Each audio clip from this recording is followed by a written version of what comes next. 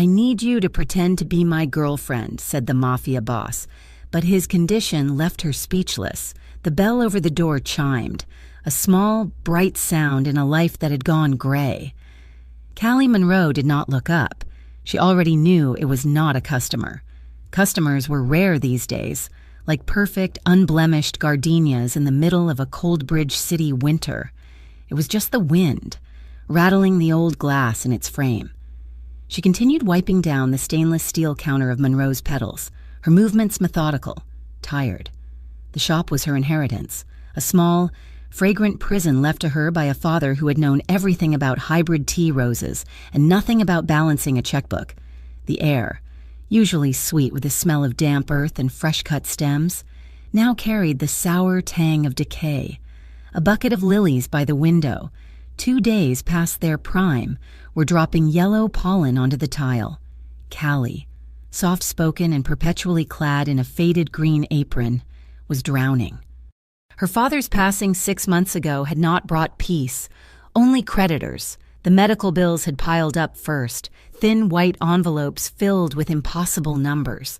Then came the loan sharks he had visited in his desperation.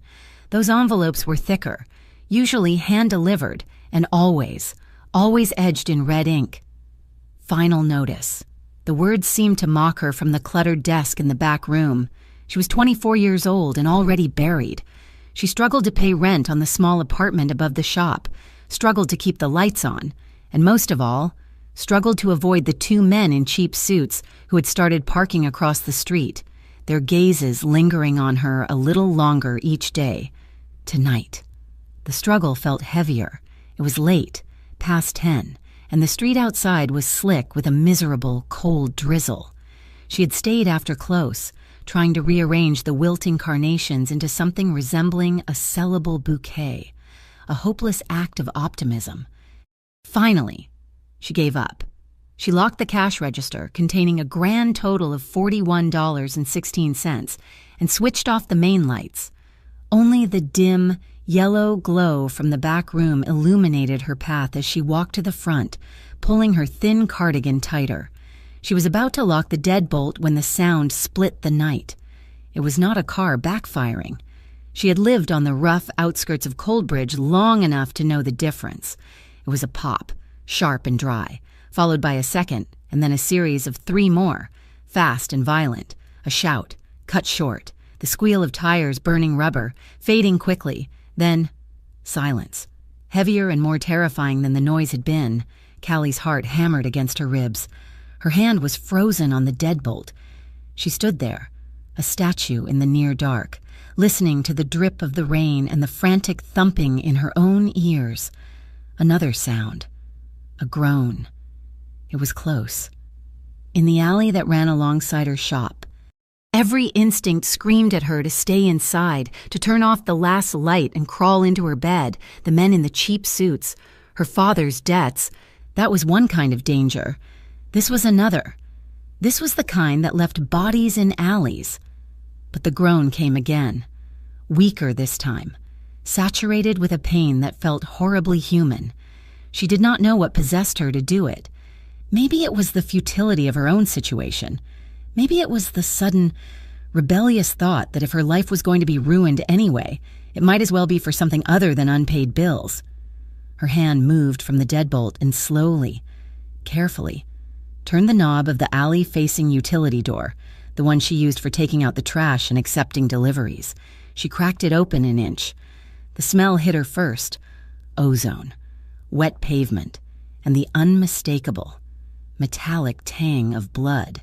She peered into the darkness. Rain misted her face. About 10 feet from her door, a dark shape was slumped against the brick wall, half hidden by her overflowing dumpsters. It was a man.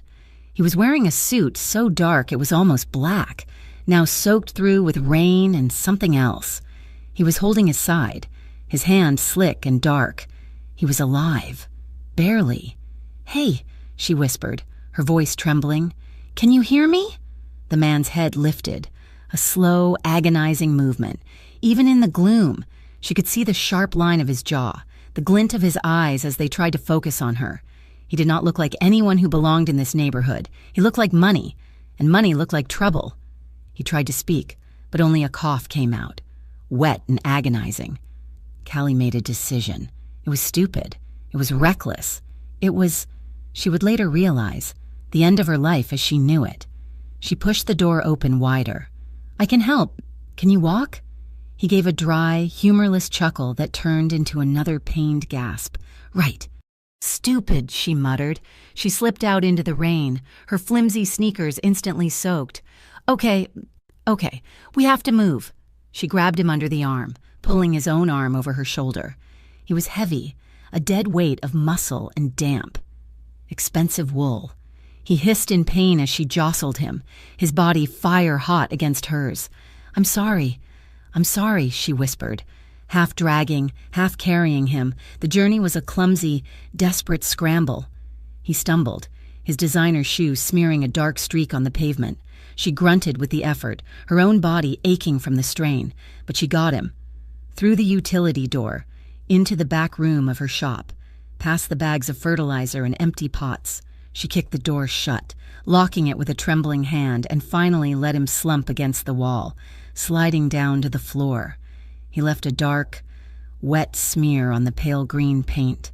"Oh, God," she whispered, looking at the blood. There was so much of it.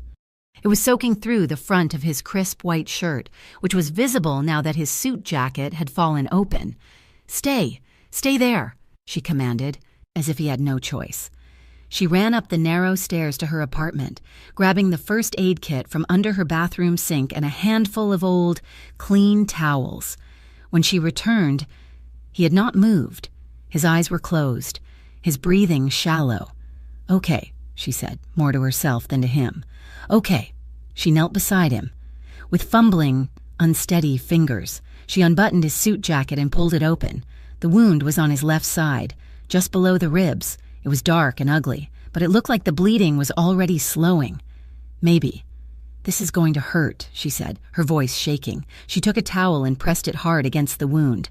His eyes snapped open. He did not scream, but his entire body seized, a strangled sound catching in his throat. He grabbed her wrist, his grip like a steel trap, his knuckles white. Callie cried, startled by the strength in him. "I'm trying to help you," she stammered. His eyes were the color of cold, dark coffee. They were not filled with gratitude. They were filled with an assessment, a cold, hard calculation that chilled her to the bone. He held her wrist for a long, agonizing second, his gaze boring into hers. Then, as if satisfied by whatever he saw, or perhaps just too exhausted to maintain the hold, his fingers loosened, and his head fell back against the wall with a soft thud. She kept pressure on the wound, her own blood roaring in her ears. She was a florist. She knew how to handle fragile things, how to stop a rose from wilting. She had no idea how to stop a man from bleeding to death. She must have sat like that for an hour, her knees screaming from the concrete floor, her arms aching. The man drifted in and out of consciousness. Once, he muttered a name. Antonio. His voice laced with venom. Then came the new sound, a heavy, insistent pounding. Not on the alley door, but on the front door of the shop. Call dread, cold and absolute, seized Callie, the debt collectors. They had finally come. It was past midnight. They had come to take whatever they could. The man on the floor opened his eyes. He had heard it, too. He looked at Callie, then at the door, then back at her. A flicker of something, not fear but a cold, assessing anger, passed through his gaze. The pounding came again, louder. "Callie Monroe, we know you're there. Honey, open up. Sal just wants to talk." Callie's blood ran cold. The man on the floor watched her, his expression unreadable. He tried to push himself with one arm, but he was too weak. "Don't," she whispered to him. To them. She remained silent, hoping they would go away. A heavy kick rattled the entire doorframe. "Don't make us break it, Callie. It just adds to the bill." Suddenly, another sound came from the alley, a sharp rap on the utility door she had just used. Tap, tap, tap. Pause. Tap, tap. The man on the floor visibly relaxed. He looked at Callie, and for the first time, His expression softened. Just a fraction. He lifted his chin toward the alley door. "Let them in," he rasped. His voice was deep, gravelly, and carried an authority that belied the fact that he was bleeding out on her floor. Callie was frozen, trapped between two terrifying unknowns. The knock on the door was violent. The back door knock was precise, controlled. She chose the control. She stumbled to the alley door, her legs shaking, and fumbled with the lock. She opened it, and two men, built like mountains and dressed in suits identical to the one on her floor, spilled inside. They took in the scene in a fraction of a second.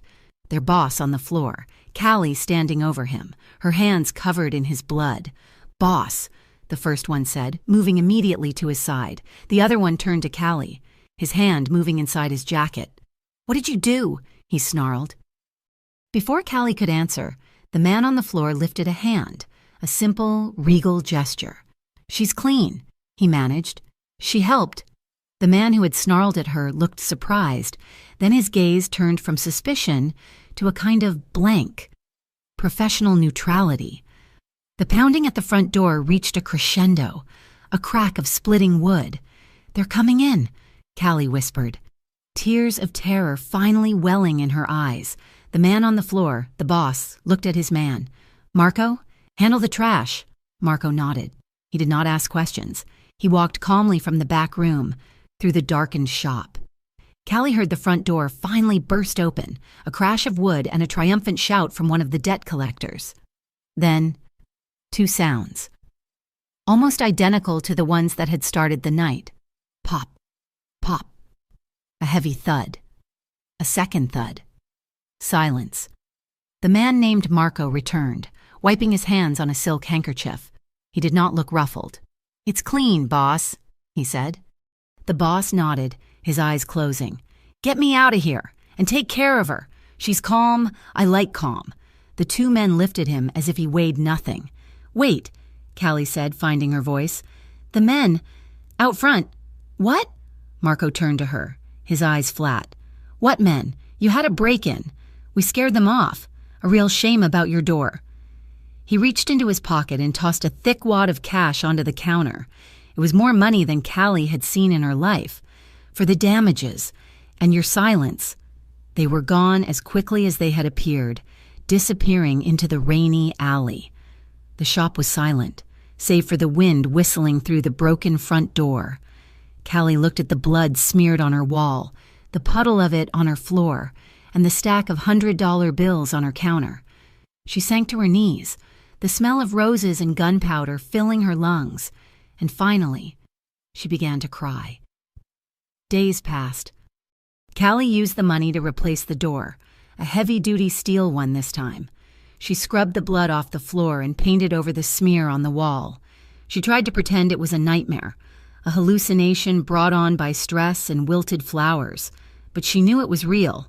She had passed the alley the next morning. There was no blood, no casings, nothing. The trash had been handled.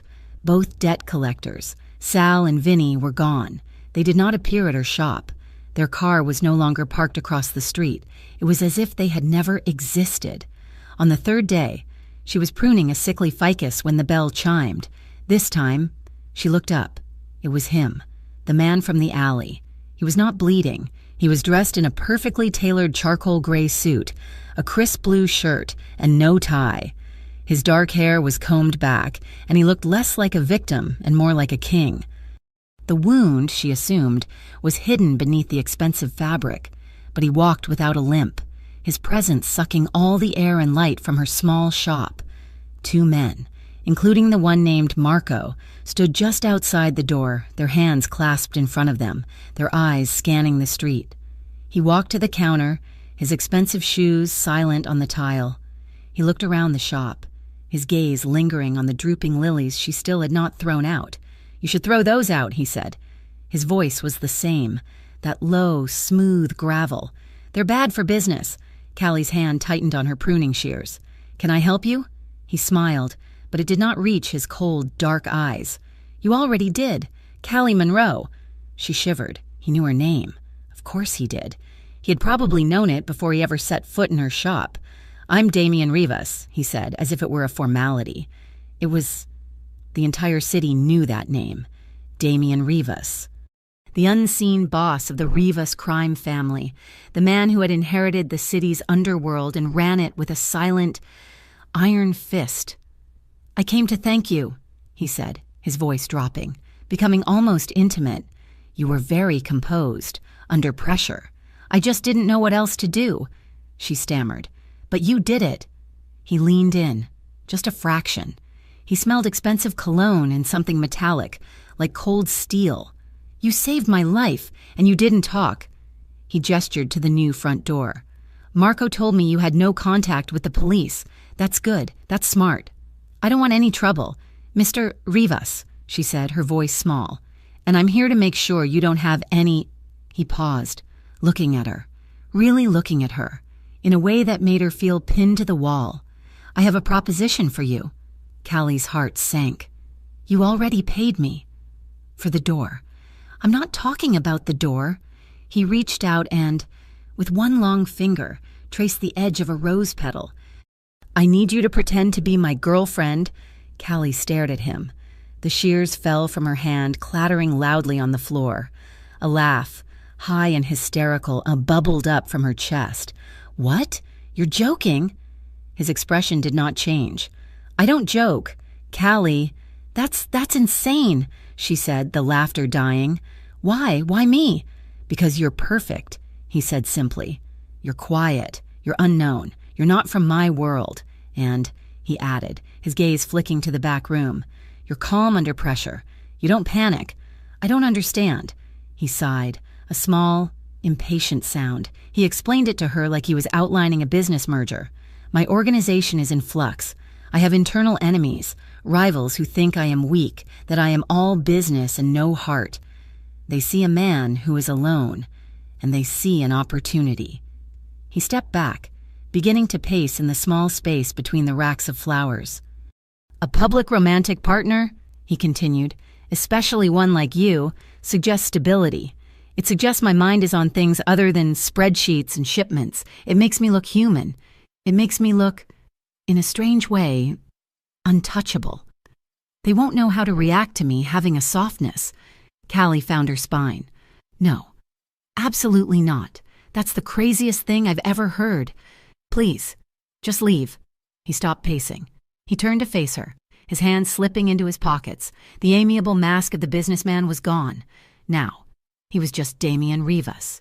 "Your father, Thomas Monroe," he said softly. "He owed a lot of money, not just to the hospital. He owed $27,000 to Sal and Vinny, men who worked, indirectly, for me." Callie's breath hitched. "They were over-eager," Damian said, his voice laced with disapproval. "They were skimming, and they were sloppy. That's why they're gone, but the debt remains. It's in my books now." He tilted his head. "I could clear it. A single signature. The $27,000, the hospital bills, the mortgage on this shop, all of it, gone. You'd be free. And if I say no?" she whispered, though she already knew the answer.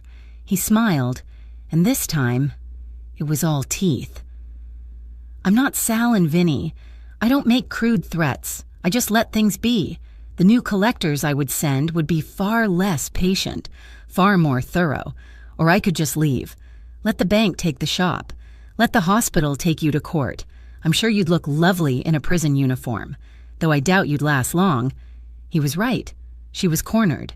He had saved her from the hyenas, but only because the lion wanted her for himself. "How long?" she asked, her voice hollow.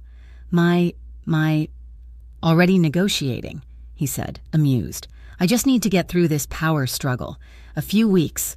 "1 week," Callie said, her voice shaking but gaining a sliver of strength. 7 days. "You introduce me, you look stable, and then I get a sudden change of heart, and you clear my debt. All of it." Damian looked at her, impressed. 1 week, he agreed, nodding. "A trial period. We'll see." He walked to the door, placing his hand on the new steel frame. He turned back, his gaze pinning her in place. "One condition," he said. Callie's heart, which had just started to beat again, stopped. "If we are going to do this, we do it right. This isn't a game. My enemies are not fools. They will be watching. What condition? You're not going to be my girlfriend from afar. You will move into my estate. Tonight, you will be by my side at all times. Dinners, appearances, at home. You will play the part fully." He took a step closer, his voice dropping to a whisper that was louder than a shout. "You will show affection. You will smile at me. You will touch my arm. You will sit by my side. It must look real. It must feel real. To everyone. If I am to be protected by this lie, it must be a perfect one." Callie was speechless. He was not asking her to be an accessory. He was asking her to be a prisoner, a performer in a play she did not understand. "My car is outside," he said, not waiting for her answer. "Pack a bag, just the essentials. You'll be given everything else you need." He opened the door, and the bell chimed, a mocking, cheerful sound. "I'll be waiting," he said, and then he was gone. Callie stood in the silence of her shop, the smell of wilting flowers suddenly overwhelming. She walked to the back room, her legs moving on their own, and climbed the stairs to her small apartment, the same one where she had saved his life. She pulled a small duffel bag from the back of her closet. What did one pack for a week-long lie in a Mafia boss's house? She grabbed a few sweaters, jeans, and her toothbrush. Her hands were shaking so badly she dropped it twice. The fear she had felt in the alley, the terror she had felt when the debt collectors broke down her door, that was nothing. That was a fear of violence, of a sudden end. This was a different, colder fear. It was fear of slow erasure. This deal would not cost her just her freedom. She looked at her small, shabby, safe apartment. This deal was going to cost her soul. Down on the street, a black sedan, long and sleek, gave a single, polite honk. Her time was up. The drive to Damian Rivas's estate was silent, executed in a black sedan with windows so dark Callie could barely see the city dissolving behind them.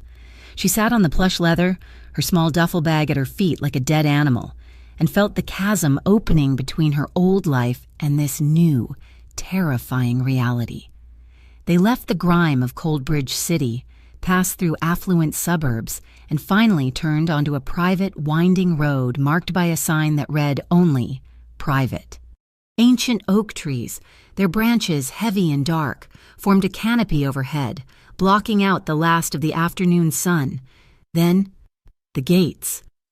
They were 20-foot-tall behemoths of black, wrought iron, intricate and menacing, topped with sharpened spikes. A man in a dark suit, armed with a rifle she did not need to be an expert to identify, stepped out of a stone guardhouse. He saw Damian in the back seat, nodded once, and the gate swung open with a heavy, soundless groan. The estate was not a house, it was a fortress, a sprawling structure of pale stone and dark glass that looked more like a modern museum than a home. It sat on a hill, overlooking a vast manicured lawn that sloped down toward a river in the distance. The place was beautiful, cold and utterly dead. There were no flowers, she noted, just sharp, geometric shrubs and severe-looking topiaries. Marco opened her door. Callie stepped out, her sneakers sinking into the plush, perfectly green grass, and felt a sudden, crushing wave of insignificance. She was a wilting petal in a steel vault. Damian came around the car, his presence instantly commanding the space. He did not look at her, but addressed the grounds. "Marco, have her bags taken to the East Wing. She'll be staying in the guest suite." The East Wing. As if she might get lost on the way to the West. He finally turned to her, his gaze sweeping over her faded jeans and trembling hands. "Welcome to my home. Callie, let's go over the rules." He led her inside. The interior was more intimidating than the exterior. The foyer had a ceiling 3 stories high, with a chandelier that looked like a cascade of frozen diamonds. The floor was black marble, polished to such a high-shine mirror that she felt she was walking on a dark, bottomless lake. Her footsteps echoed. He made no sound at all. He walked her to a study that was larger than her entire flower shop. Dark wood shelves lined the walls, filled with leather-bound books that looked like they had never been read. A massive desk, carved from a single piece of dark wood, sat in front of a floor-to-ceiling window overlooking the river. He did not sit. He stood behind the desk, turning it into a barricade. "The rules are simple," he began, his voice devoid of any warmth. "Rule 1. In public, you are my adoring girlfriend. We are in love. You will look at me. You will touch my arm. You will laugh at my jokes. I expect a convincing performance." Callie swallowed, her throat dry. "I'm not an actress." "You will be," he said flatly. "Rule 2. You will not lie to my men, to Marco, to the household staff, to anyone under this roof. They are loyal to me, and they will know if you are being deceitful. I value honesty. Within these walls, you will tell the truth." "Am I clear? So I'm supposed to be honest about being a liar?" she asked, a spark of her old, tired defiance flickering. A ghost of a smile touched his lips. "Precisely. They will respect you for it. They know the arrangement. It's the enemies who must be duped, not my family." His family. The men with guns. "And Rule 3, he continued, the smile vanishing. "In front of my enemies. You have no opinions. You have no history. You are mine. You will do as I say when I say it. Full compliance. Your life may depend on it, which means, by extension, my reputation does." He paced the table, stopping just a few feet from her. He was so close she could smell that clean steel and cologne scent again. "This is a 1-week arrangement, Mr. Rivas," she said, trying to keep her voice steady. "Call me Damien," he commanded softly. "It's more convincing." That night, dinner was served in a dining room that could have seated 40 people. A long, polished mahogany table reflected the light from another, larger chandelier. They sat at one end, just the two of them, a vast, echoing distance separating them. Servants, silent as ghosts, brought plates of food she could not identify, delicate portions of fish, strangely colored foams, and vegetables arranged like tiny sculptures.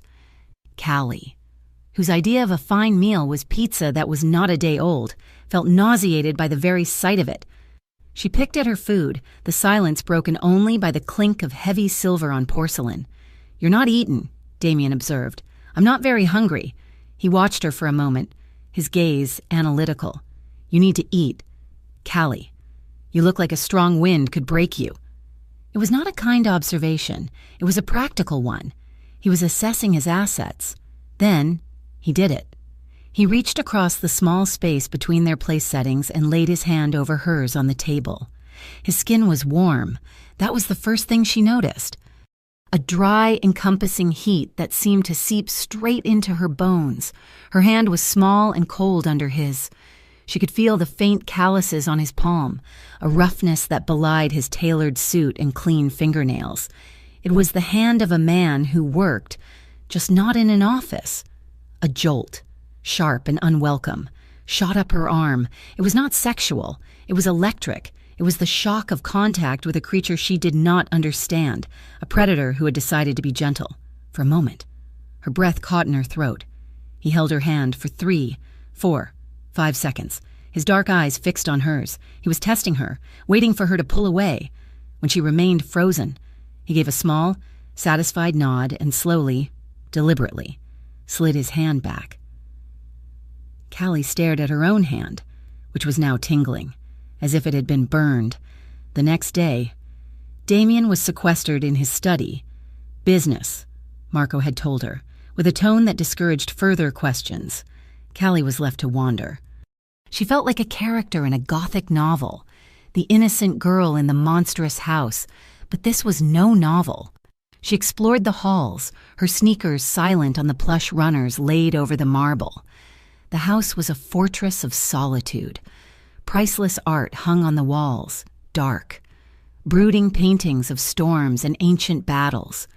She counted 7 security cameras in the main hallway alone, their little red lights a constant, silent reminder that she was being watched. She tried a door in a back hallway, locked. She tried another, also locked, in the kitchen, a cavernous space of stainless steel and black granite.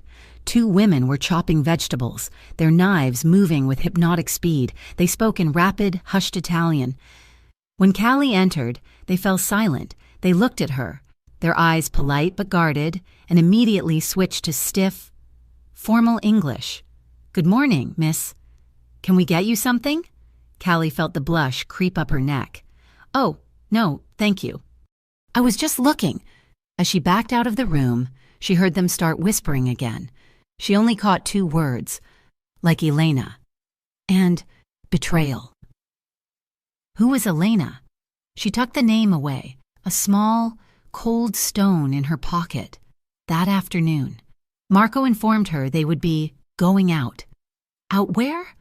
A wedding for the Catanzaro family. "You'll need this." He handed her a garment bag. Inside was a dress the color of a midnight sky, a deep, dark blue silk that felt like water running through her fingers. It was simple, elegant, and worth more than her entire shop. When she came downstairs, dressed and her hair pulled back in the simple knot she always wore, Damien was waiting in the foyer. He was in a black tuxedo, a vision of dark, dangerous perfection. He looked her up and down, his gaze lingering. "It'll do," he said. The wedding was an explosion of sound, light, and people. It was held in a massive, gaudily decorated ballroom, dripping with gold and white roses. A live band played, and hundreds of people, all dressed in their finest, laughed, drank, and shouted over the music.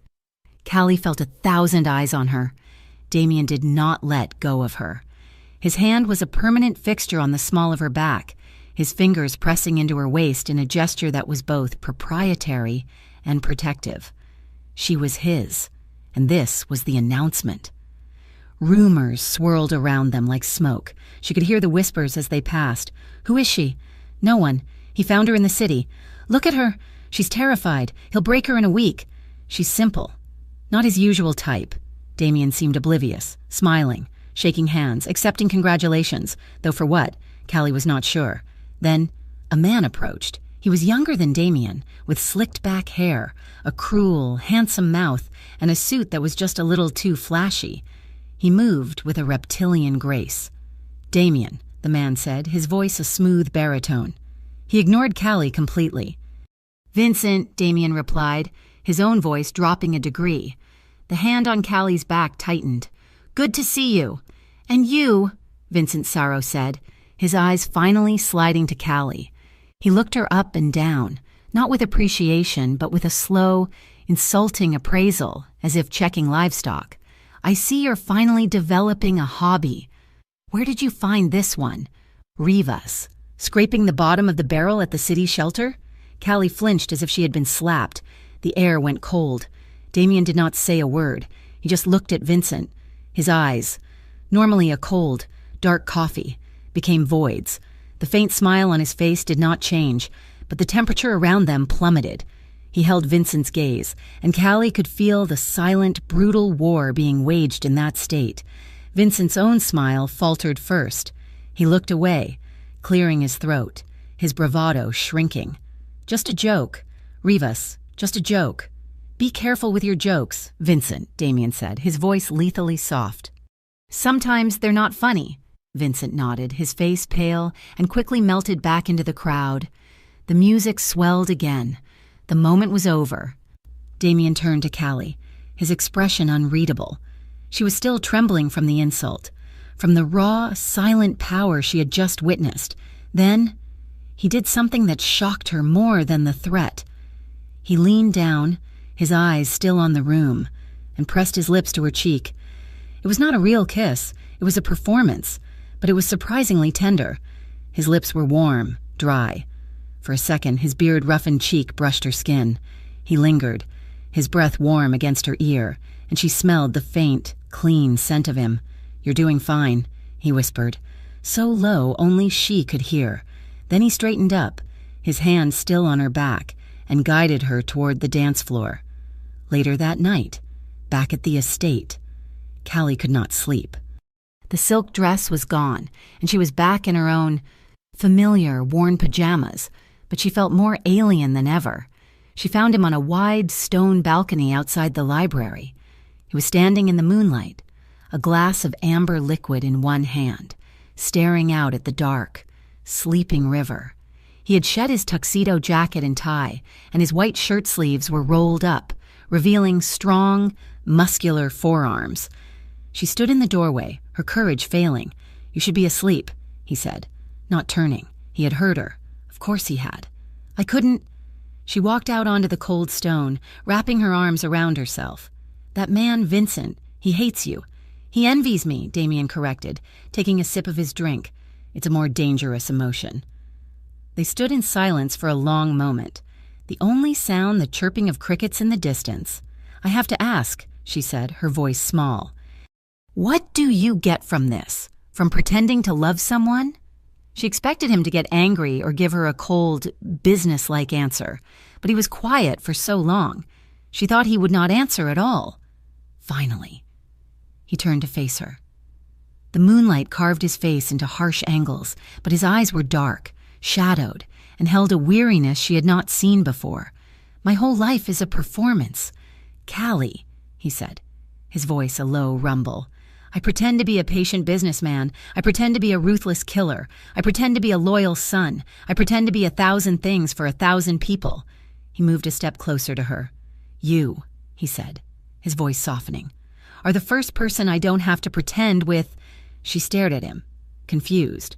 "But this is all pretend. You told me so. I told you we were pretending for them." He gestured to the dark world beyond the balcony. "With you, I told you the truth. You're here because I'm in trouble. You're here because I need a shield. You're here because I'm using you." He paused. "I was honest. That's more than I've given anyone in 10 years. Callie had no answer to that. That night, she dreamed. She was back in the flower shop, but the walls were closing in. The wilted lilies were wrapped around her ankles, pulling her down. Sal and Vinny, the debt collectors, were there. Their faces pale and bloated, their eyes empty. They were reaching for her, their voices echoing. "He can't protect you. No one can." She woke with a choked cry, sitting bolt upright in the massive, unfamiliar bed. Her heart was hammering, the sheets damp with cold sweat. Her door creaked open. She screamed, scrambling back against the headboard. Damien stood in the doorway, silhouetted against the hall light. He was in a gray t-shirt and dark sweatpants, his hair mussed, his feet bare. He looked less like a mafia boss and more like a man woken from sleep. "Nightmare?" he asked. His voice was rough with sleep. "Get out!" She gasped, her hand flying to her chest. He ignored her, stepping into the room and closing the door softly behind him. He did not turn on the light. He walked to the edge of her bed, a dark, solid shape in the moonlight. "You're safe here," he said. It was no comfort. It was a statement of fact. "I'm not," she whispered, tears of fear and exhaustion welling. "I'm not safe. This place, that wedding, those men from my dream." He sat on the edge of the mattress. Callie flinched, pulling her knees tighter to her chest. He held up his hands, palms out. "I'm not going to touch you." He just sat there, in the dark, a silent guardian. "Who is Elena?" she asked, the question slipping out before she could stop it. Damien went very still. The temperature in the room seemed to drop again. "Where did you hear that name?" he asked, his voice flat, all traces of sleep gone. "In the kitchen. The staff said I was like her, that she betrayal." He was silent for a long time. "Elena was my mother's lady's maid, years ago. She was young, pretty. She got in over her head. She was used to it. By my father's enemies. To get to him." "What happened to her?" Callie whispered. "She's gone." The finality of it hung in the air. Callie began to shake, a delayed reaction to the dream, to the wedding, to the name. He watched her, his expression unreadable. "I can't do this," she whispered, the tears falling thick and fast. I'm not strong like you. I'm just a florist." He moved. So quickly she did not have time to react. He was not on the edge of the bed anymore. He was sitting beside her, his side pressing against her. He did not reach for her. He just sat. A wall of solid, warm muscle. "You dragged a man bleeding to death from an alley," he said, his voice a low murmur. "You stitched him up. You didn't panic, and you didn't talk. You're not just a florist. Callie, you're a survivor." His shoulder brushed hers. She flinched, but she did not pull away. The tears were coming harder now, a storm of fear and confusion. He sighed. a deep, heavy sound. And then his arm was around her, pulling her against his side. She stiffened, her hands pushing against the solid wall of his chest. "Don't," she pleaded. "Just stop fighting for 1 minute," he muttered. His hand came up to the back of her head, his fingers tangling in her hair, not roughly, but with a strange, possessive gentleness, holding her head against his shoulder. He did not stroke her. He did not whisper platitudes. He just held her. And the most terrifying part? After a minute of rigid resistance, she melted. She was so tired of being strong, of being scared, of fighting. She leaned into him, her face pressing into the soft cotton of his shirt. He smelled like sleep and soap. She clung to him, her fingers gripping his shirt, and she cried. She cried for her father, for her shop, for the 2 dead men in front of her store, for the girl she used to be. He said nothing. He just let her cry, his hand on her hair, his body an anchor in the storm. The next morning, she awoke alone. For a second, she thought it was all a dream, the nightmare, the comfort. But the pillow next to hers had a faint indentation, and the air still held a trace of his scent. She dressed slowly and went downstairs. The atmosphere in the house was wrong. It was no longer a silent, cold museum. It was a hive, buzzing with a new, sharp tension. Marco and 2 other guards she had never seen before were in the foyer. They were armed, their suit jackets unbuttoned, and they were pretending to be nothing else than what they were, soldiers. Damien was at the dining table, not with a plate of food, but with a cup of black coffee and a grim expression. He looked up as she entered.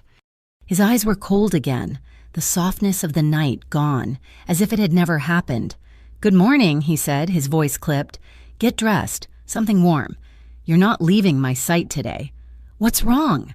Marco stepped forward, speaking to Damien but his eyes on her. "The threat came in an hour ago. Boss." Damien's gaze flicked to Callie. "Go on." "It was Vincent Sorrow," Marco said, his voice flat. "A message," he said.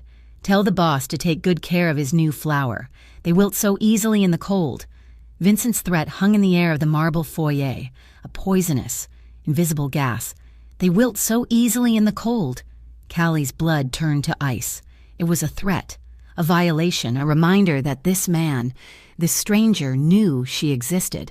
Damien's reaction was not what she expected. He did not yell or break anything. He became profoundly, terrifyingly still. The warmth he had shown her in the dark, the man who had held her through a nightmare, evaporated. The boss was back. "Marco," he said, his voice a flat, cold sheet of steel. "Double the perimeter. No one in or out without my personal authorization. And get Leo. He's on her, full time." "Boss," Marco said. "Is that wise? Leo is new. He's also the best at close quarters, and he has no history with Sorrow. He'll do it. Now." The leash, as Callie had come to think of it, was shortened. The gilded cage was no longer a suggestion. It was a fact.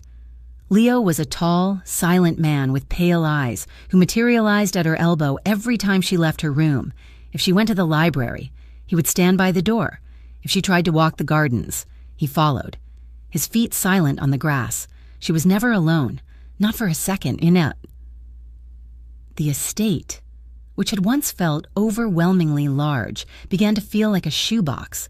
She was a ghost in a fortress, her only purpose to be a living, breathing chess piece. Tensions rose, a slow, simmering boil. The arrangement had been for 1 week. They were on day 5, and it felt like a lifetime. She hated the feeling of being trapped, of being watched not just by cameras, but by human eyes that saw her as a package to be protected. He, in turn, became a shadow of overprotection. He was in constant meetings, his voice a low, angry murmur from behind the locked doors of his study. When he emerged, his eyes would find her immediately, a quick, hard scan from her head to her feet, as if checking for damage. "Are you okay?" he would ask, his voice clipped. "I'm fine," she would reply, her voice tight. "Just suffocating." It came to a head on the 6th night. He found her in the conservatory, a glass room at the back of the house filled with exotic plants she did not recognize. They were tropical, waxy, and, like everything else in the house, seemed to be holding their breath. "You shouldn't be in here," he said from the doorway. "It's too exposed."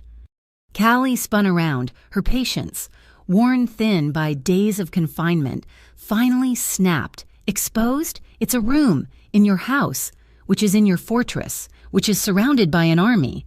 Where, exactly, am I supposed to go? Damien, a closet, a bunker, if it's necessary, yes." "This is not living," she cried, her voice echoing off the glass. "This is not a life. This is a prison. I am not your property to be locked away." "Sorrow's threat was not about me," he said, walking toward her, his face a hard mask. "It was about you. I am keeping you safe." "You're not," she shot back, jabbing a finger at his chest. "You're keeping me here. There's a difference. You are not protecting me. You are suffocating me. Why are you like this? This is more than Vincent. This is terrifying." His eyes flashed, a dangerous, dark fire. "You know nothing about me." "Then tell me," she challenged, her heart hammering. She was afraid, but she was also, suddenly, incredibly angry. "Tell me why this is worth it. Tell me why you're willing to turn this entire house into a war zone for a lie." He was silent, his jaw working. She had hit a nerve, a deep one. "Tell me," she whispered, her anger fading, replaced by a desperate need to understand the man who held her life in his hands. Who was she? It wasn't just Elena, was it? The woman you lost, the betrayal. It was someone else. Damien turned away from her, walking to the glass wall and staring out into the dark, manicured lawn. His reflection stared back, a ghost in a perfect suit. "Her name," he said, his voice so low she had to strain to hear it, "was Sophia." He was quiet for a long moment. "She was my younger sister, my father's favorite. She was bright, she loved music. She was everything in this world." He gestured to the house. "Is not—" Callie waited, her breath caught in her throat. She was 19. She fell in love. He said the word love as if it were a curse, a poison. His name was Alessandro, and he was from a rival family, the Garzonis. We all thought it was a truce, a romance in the making. My father was considering an alliance. He turned back to her, his eyes hollow, stripped of all their power, filled only with a cold, ancient grief. "But it was a setup," he whispered. "A fake relationship. He was pretending. He was a plant, sent by his father to get close. Sophia thought it was real. She was head over heels. She trusted him. She told him things about my father's movements, about our weaknesses. Oh, God, Damien. I was supposed to be watching her," he said, his voice flat, devoid of all emotion. "I was 20. I thought I knew everything. I saw him looking at her a little too perfect. I saw how he was always asking questions, and I said nothing. I thought she was just in love." He looked down at his hands, as if seeing them for the first time. "They used her. They used her love for him to set a trap for my father.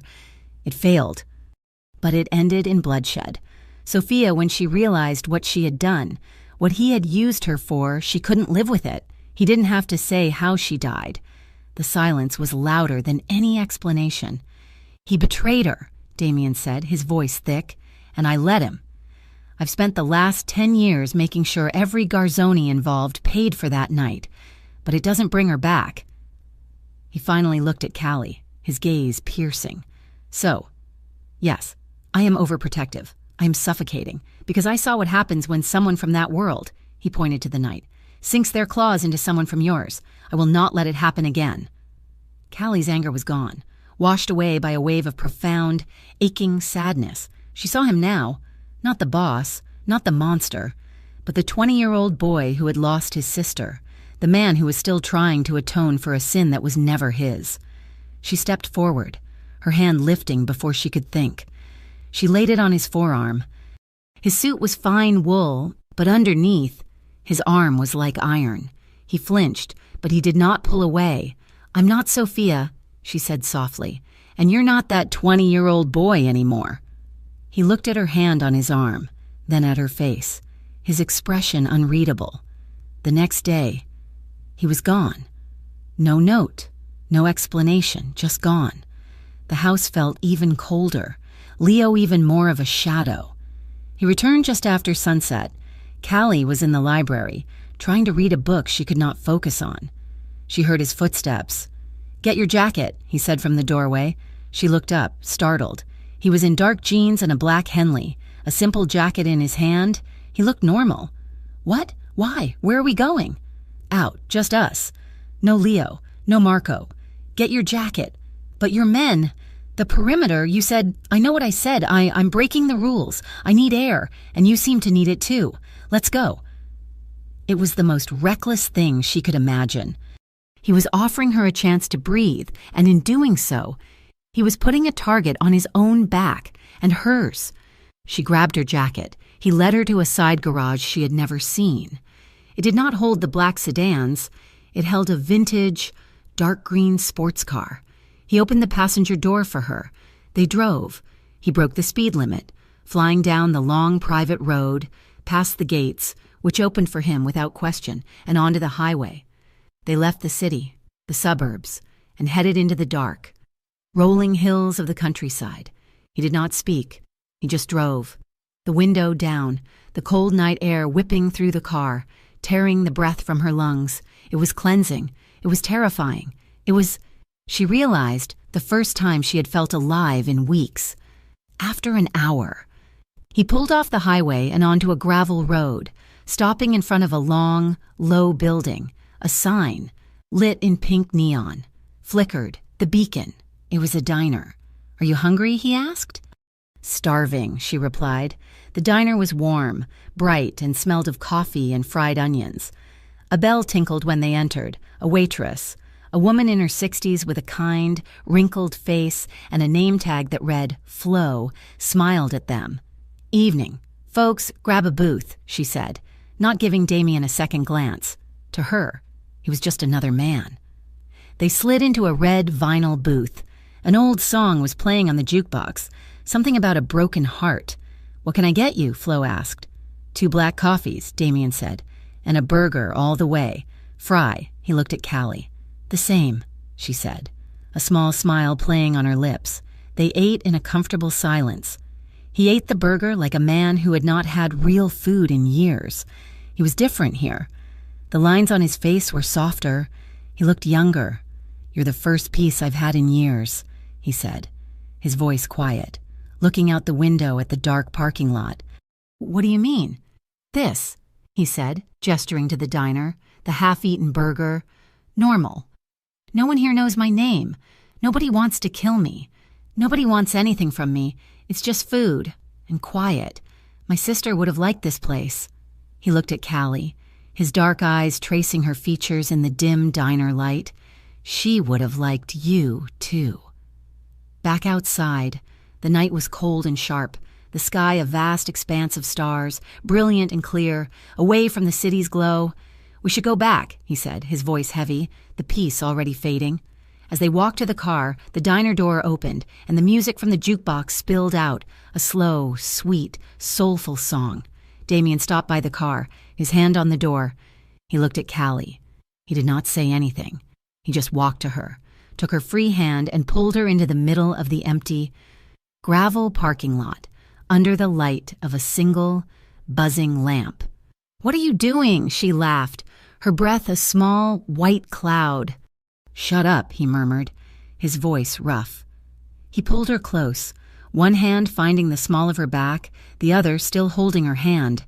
He began to move, a slow, simple side to side, a dance. Callie's heart did a strange, painful flip. She was dancing with Damien Rivas in a diner parking lot. She laid her head on his shoulder.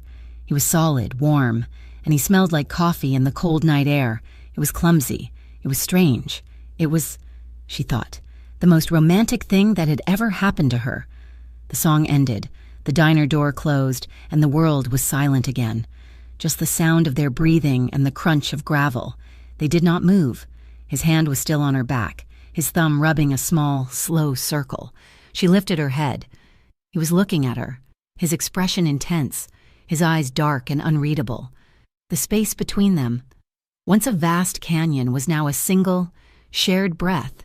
He leaned in. She saw his eyes flicker to her lips. She did not breathe. She wanted him to. She wanted to erase the danger, the fear, the blood, and just be this.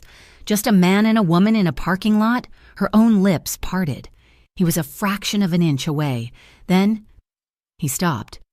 He closed his eyes, his brow furrowing, and a small, pained sound came from his throat. He pulled back. "Not yet," he muttered, his voice hoarse. He let her go, his hands dropping, and the cold of the night rushed in to fill the space where he had been teen. The return was a new strain. It was not fear. It was a taut, thrumming wire of unspoken something. The peace was gone, replaced by a charged electric awareness. They pulled through the estate gates. The guards were there, the perimeter tight. The home was a fortress, silent and waiting.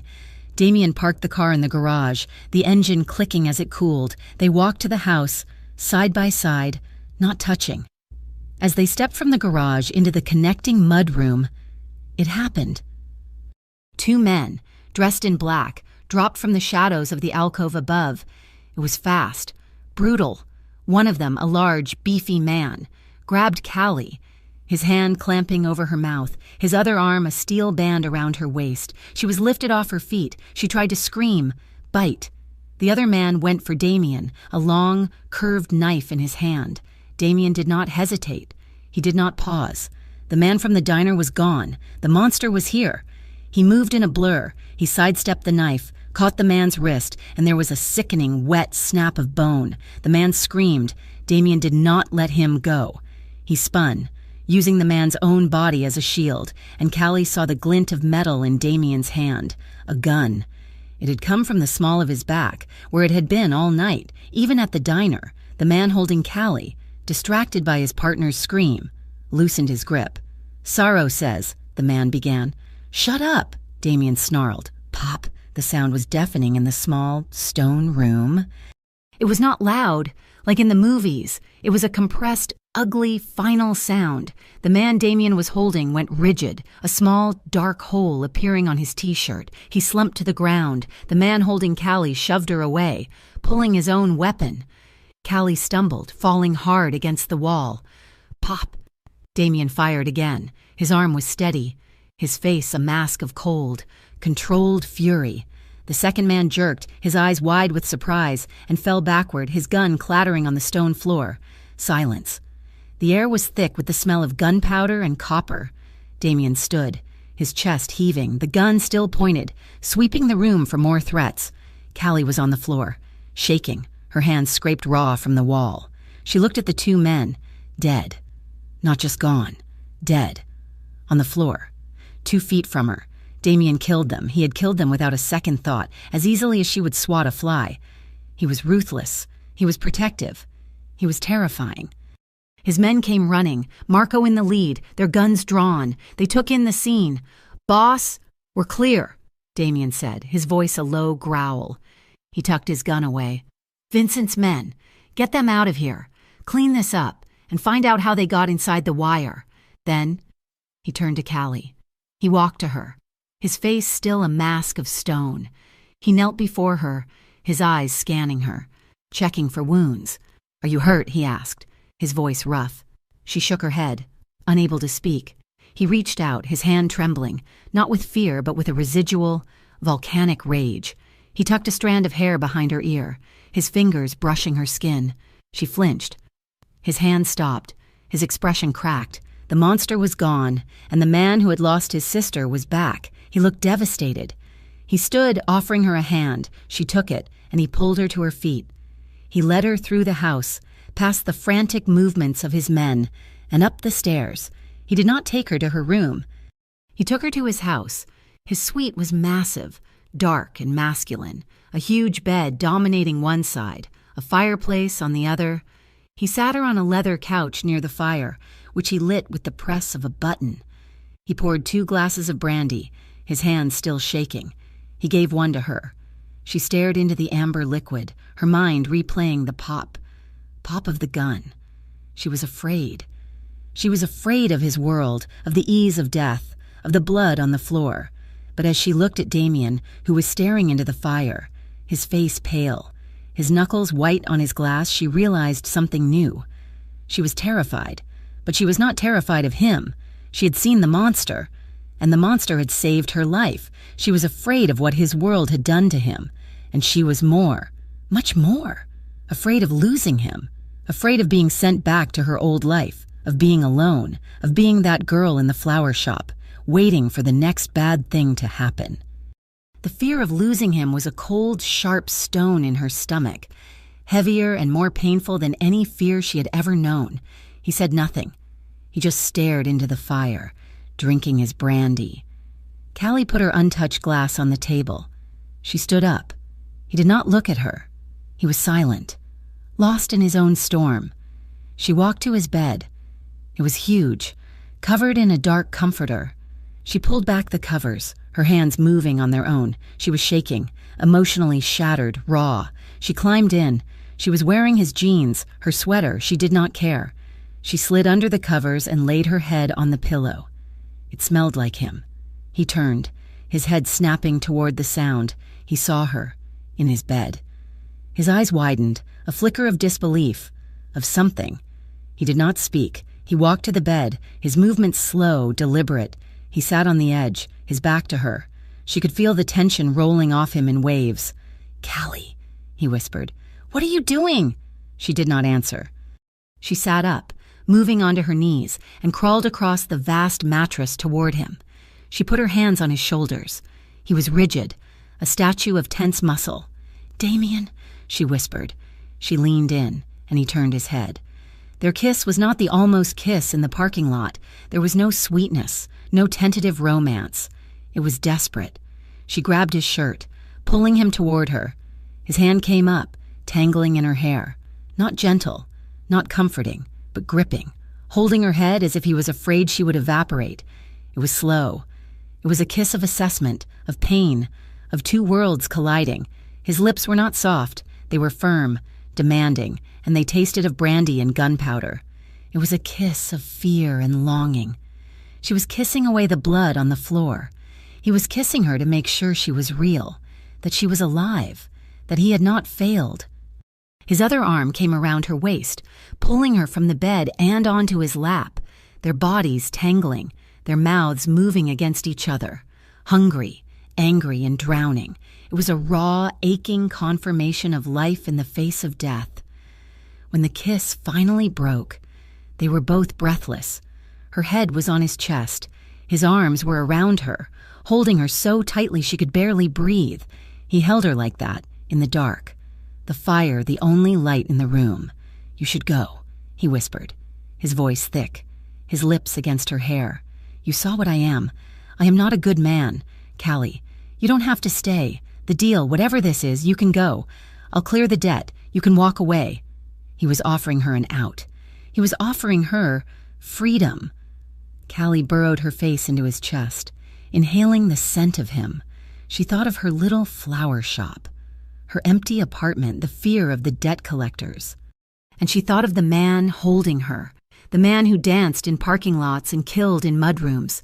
She felt his heart beating under her ear, a strong, steady, real rhythm. "I want to," she replied, her voice muffled, but clear. The lie was dead. The deal was broken. The pretense had been burned away by gunpowder and a desperate, clinging kiss in the dark. Word did not just spread. It bled into the concrete foundation of Damien Rivas's world, his men, who had first seen Callie as a distraction, a fragile civilian, now saw her with a new, guarded respect. She was not a temporary guest. She was the woman who had seen him kill, the woman who had not run, the woman who now slept in the boss's bed. The kitchen whispers, once about Elena and betrayal, changed. The staff, who had been polite and cold, now curtsied, their eyes downcast. They called her Signora, a title that made Callie's skin crawl. "Damien, you have to tell them to stop," she'd murmured one morning as he fastened a watch around his wrist. "Stop what?" he asked, his focus on the clasp. "Calling me that. Signora, I'm Callie." He'd stopped, his hands stilling. He looked at her, truly looked at her, his gaze possessive and warm in a way that still made her insides feel like they were melting. "In this house," he said, his voice a low, soft rumble. "You are whatever I say you are. They are showing you respect. Let them—" His enemies saw it differently. They did not see respect. They saw an exposed flank. The invincible Damian Rivas, the man of cold logic and spreadsheets, had fallen for a civilian. He had a weakness, a pressure point. His own men questioned his judgment, though never to his face. Only Marco dared to approach it. "Boss," he said. Catching Damian in the study, Callie was there, reading on the couch. Damian had insisted she stay with him. "The men are restless. They think your head isn't in the game." "My head," Damian said, not looking up from a ledger, "is exactly where it needs to be. They see her as a liability, a complication." Damian's pen stopped. He looked up, his eyes flat and cold. "She's not a complication, Marco. She is mine. And you will remind the men that whatever is mine is to be protected as if it were my own life. Is that understood?" Marco, a man who feared nothing, looked at Callie, then back at his boss. He nodded. "Understood." The true test came 2 weeks later. The 1-week deal was a distant, laughable memory. Damian was summoned to a summit, a meeting of the bosses of the 5 major territories. It was to be held in the private, top-floor club of a neutral ground hotel. "You're staying here," Damian had commanded, buttoning his shirt. "No, I'm not," Callie said from the bed. He paused. "It's not a request. It's too dangerous." Callie stood up, walking to him in her silk robe, a gift from him she had at first refused. She straightened his collar, her fingers brushing the strong line of his throat. "You brought me into this world to be a shield, remember? To show them you're stable. If you show up alone, after all the rumors, what will they think?" "I don't care what they think." "Yes, you do," she whispered. "You'll look weak. You'll look like you're hiding me. Or worse, that you already got rid of me. You will take me, Damian, and I will be your queen. And they will have nothing to say." He stared at her, a slow, dangerous smile spreading across his face. It was the smile of the man in the diner parking lot, the man who saw her, really saw her. "My queen, eh?" "I've been taking notes." She was, he had to admit, incredible. He had dressed her in a gown of deep emerald velvet, simple, elegant, and severe. It clung to her, a perfect frame for the quiet, unshakable strength she had found. Her hair was down, a soft, dark wave against the rich green. The room was full of old men, made men, who smelled of cigars and self-importance. It was crocodiles, the old guard, and there was Vincent Sarro at a far table, his eyes like chips of ice, watching. Callie played her role flawlessly, but it was not a role. She was not the terrified girl from the flower shop. She was the woman who had survived Damian Rivas. She was charming, she was graceful, and she was, in her own quiet way, daring. Rico Moretti, a silver-haired boss from the old school, his face a roadmap of old grudges, approached her while Damian was speaking to another boss. "So," Moretti grunted, his eyes sliding over her, "you're the little flower. You're a long way from the garden. Little girl." Callie smiled, a sweet, radiant smile that did not reach her eyes. She picked an olive from a nearby tray. "Not at all, Mr. Moretti. I found I rather enjoy the shade." "The sun," she said, popping the olive into her mouth, "can be so unforgiving. It's lovely to be in a place where I'm so protected." Moretti's eyes narrowed. She leaned in, as if sharing a secret. "Damian is very protective of his garden. I'm sure you understand." Moretti's face paled. It was a perfect, polite, an utter threat. He nodded, mumbled his respects, and moved away. When Damian returned to her side, his hand found the small of her back. "What did you say to him?" "Just floral arrangements," she murmured. He smiled, a true, proud smile. "My queen," he whispered, for her ears only. That night, back at the estate, the adrenaline of the summit still humming in their veins, the air crackled. Victory, the quiet, shared power of the night, followed them home, in his room. He stood behind her, his hands on her shoulders as she looked in the mirror.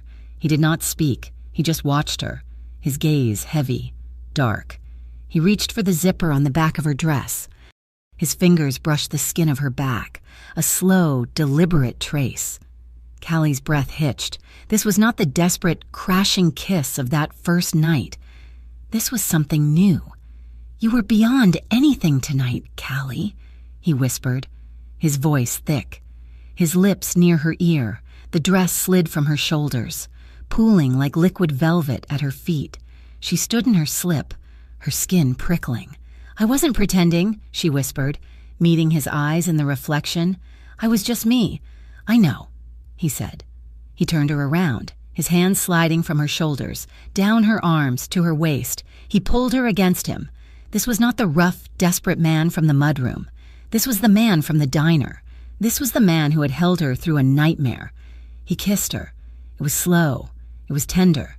It was a deep, searching exploration, a confession of things neither of them knew how to say. His lips were soft, questioning, and her own parted for him. A sigh of surrender. This was not a taking. It was an offering. His hands moved over her, not with the bruising grip of possession, but with a new, wondering reverence. His thumbs traced the line of her collarbone.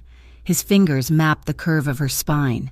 He held her as if she were made of the most fragile glass, and he, a creature of stone and steel, was terrified of breaking her. Callie's own hands came up, not to cling, but to explore. She pressed her palms flat against his chest, feeling the solid, steady beat of his heart. She tangled her fingers in his hair, pulling his face closer, deepening the kiss. He lifted her, his arms sliding under her legs, and carried her to the bed. He laid her down gently, his eyes never leaving hers. In their depths, she no longer saw the monster. She saw a man, raw and exposed, a man who had built a fortress around himself and was, for the first time, willingly lowering the drawbridge. There were no more words. There were only touches and kisses and the brush of skin on skin. It was a slow, gentle affirmation, an unspoken oath. In every touch, in every shared breath, they were confessing the same, terrifying truth. This was real. This was no longer a deal. It was a surrender. In the following days, the fort became a home. Damien began to change. He brought her into his world, not as a shield, but as a partner. He took her to the war room, a secure office in the basement. His inner circle was there, Marco, and 3 other men, older, harder, who had been with his father. They were his capos.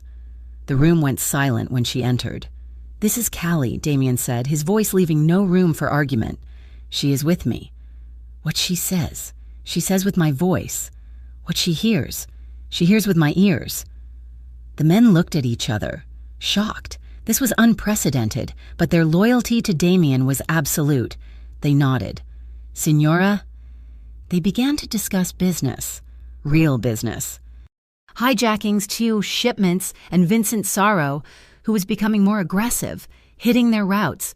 "We're losing men on the north side route," Marco said, pointing to a map. "It's a bottleneck. We send the trucks through. Sorrow's men are waiting. We've lost 3 men this month." "We send more muscle," one capo grunted. "We've tried. We lose more muscle." Callie, who had been standing quietly, stepped forward. "I'm sorry," she said, her voice small. All eyes snapped to her. Damien's gaze softened. "What is it, Callie?" "It's just you're doing it wrong," the capo who had spoken scoffed. "And what does a florist know about—" "Let her speak," Damien said, his voice a quiet threat.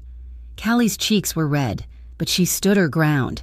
"You're sending 1 big truck. It's loud. It's obvious. You're delivering a centerpiece." "A what?" "A big, flashy arrangement," she said, gaining confidence.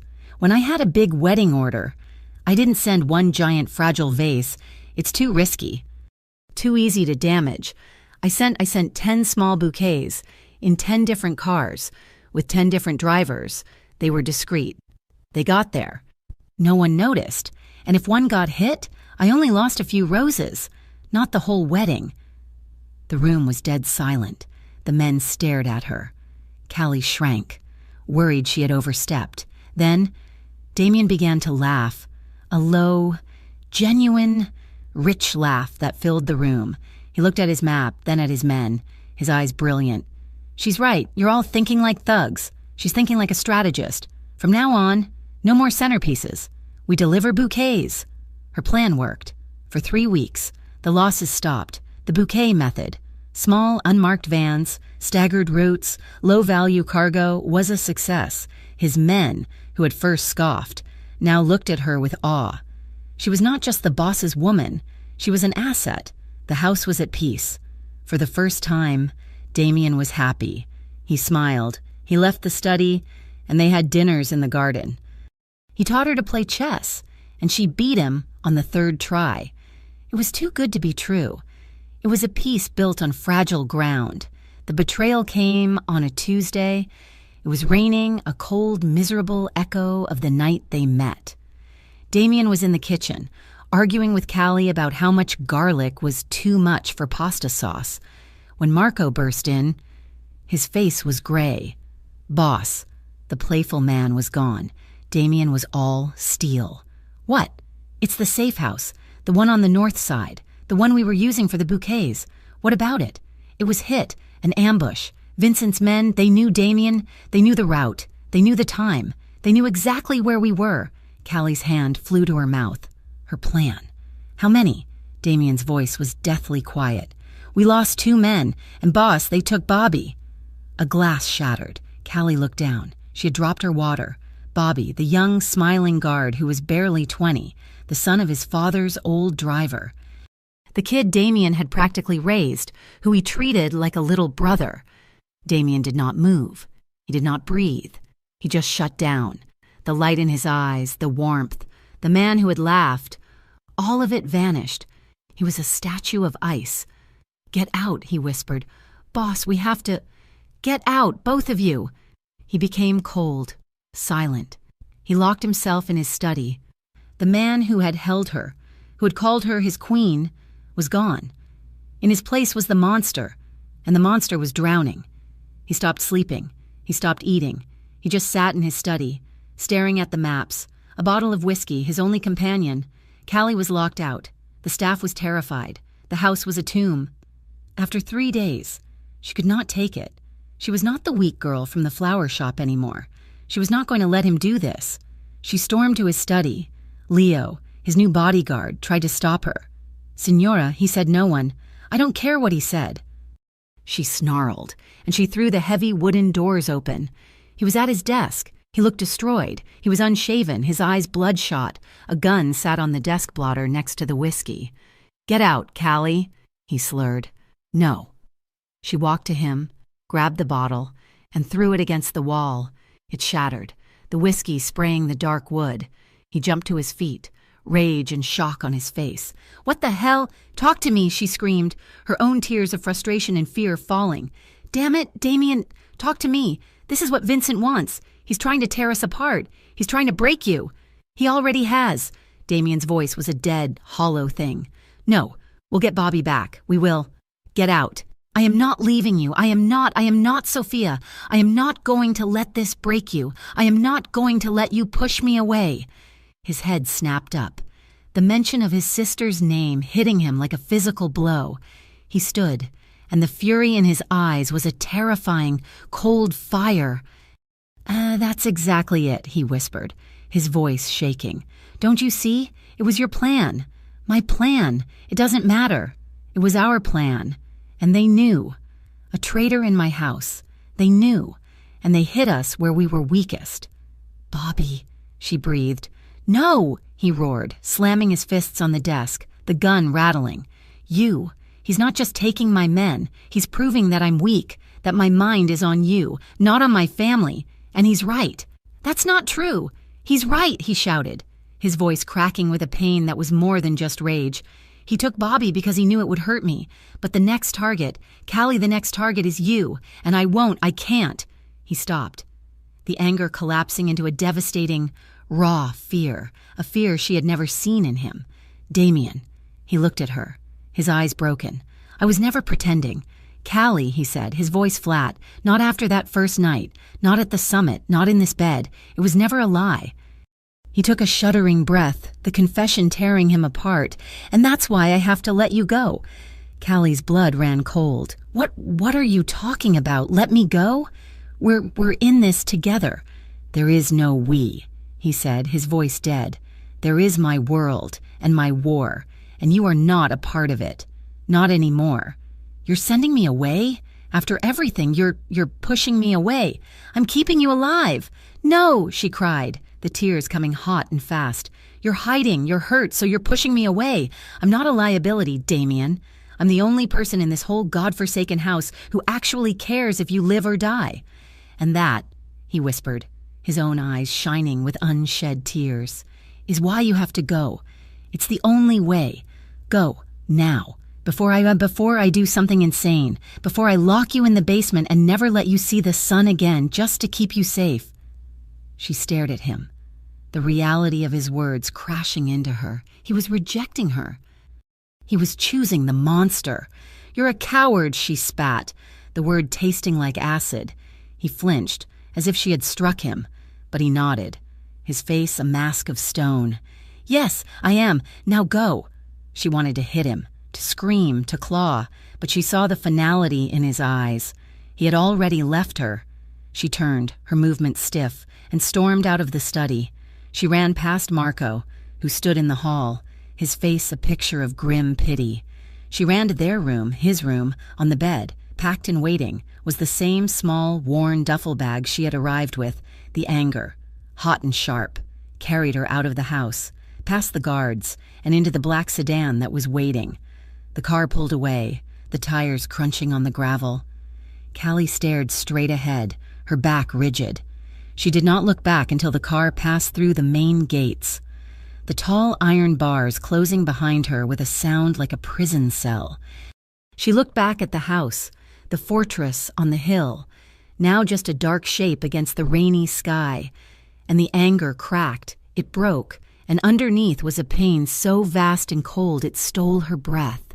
For the first time, Callie Monroe, the florist, the survivor, the woman who had danced with a killer, felt how deeply, how completely, and how foolishly she had fallen, and the realization of how much it hurt was a new, and far worse, kind of death.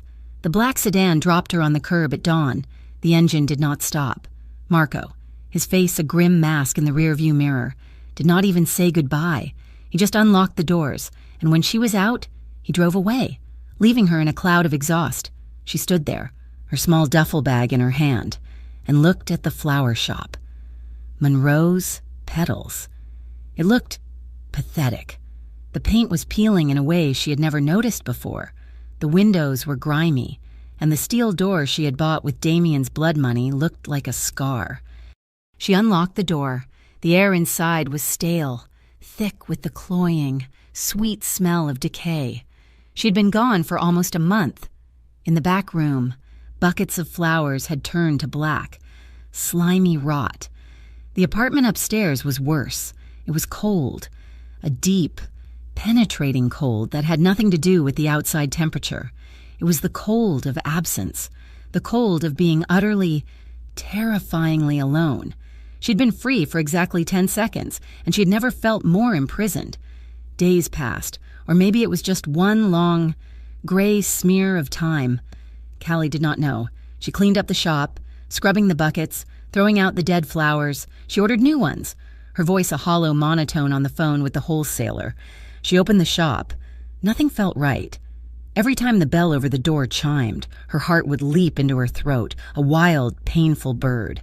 She would look up, a desperate, stupid hope rising in her chest, only to see Mrs. Gable from down the street, wanting a fern. She would ring the sale, her hands shaking. Every creak of the floorboards in her apartment made her flinch, her body tensing, her hand reaching for a fireplace poker that was not there. She had become a ghost, haunting the shell of her old life. The nights were the worst. The fortress on the hill had been a gilded cage, but it had been warm. His presence, even when he was cold, had been a solid, living thing. In his bed, she would not let herself think about his bed. She now lay in her own small, lumpy mattress, and the cold was not just in the air, it was in her bones. She would curl into a tight ball, clinging to a pillow. For the first time in her life, She understood what it meant to be lonely. She was Damien's cast-off, his failed experiment. He had sent her away to keep her safe, but it felt like an execution. He had cut her out of his life, and in doing so, had taken all the life out of her. It was a Thursday, a week after her return. Rain lashed against the front windows. She was closing up, counting the meager earnings in the till. $48. The debt, she knew, was gone. Damien was a monster, but he was a man of his word. He had cleared her slate. She was free.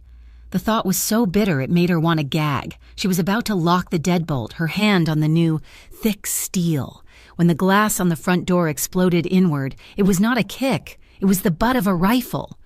Callie screamed, stumbling back, her hands flying to her face as shards of glass sprayed the floor.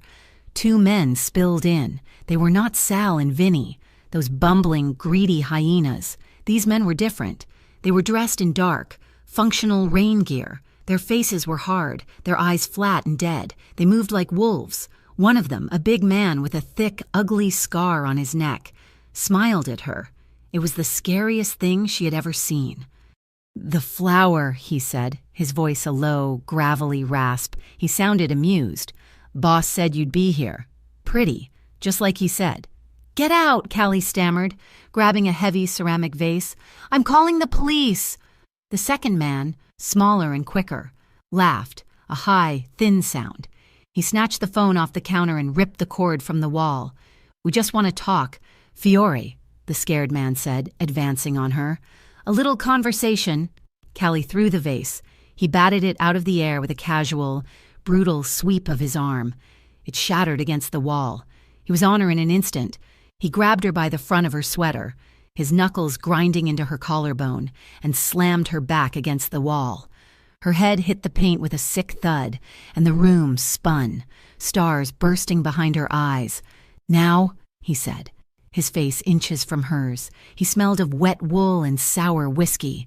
"We just have one question. Where is he?" "Who?" Callie gasped, her lungs burning. "Don't be cute." He slapped her. It was not a tap. It was a full, open-handed blow that snapped her head to the side, her ear ringing, the taste of blood filling her mouth. "Where?" he snarled. "Is Damien Rivas?" I don't know," she cried, the tears of pain and terror blurring her vision. He sent me away. I don't know." "Liar!" The other man, the smaller one, kicked her in the shins. A sharp, agonizing pain shot up her leg.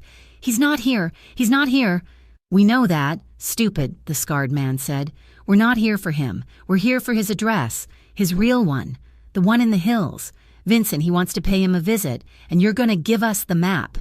"No," she whispered, her defiance a tiny, flickering flame. I won't." "Wrong answer." The man grabbed a fistful of her hair, yanking her head back. "We can do this easy, or we can do this hard. And honestly, I prefer hard." He shoved her to the floor.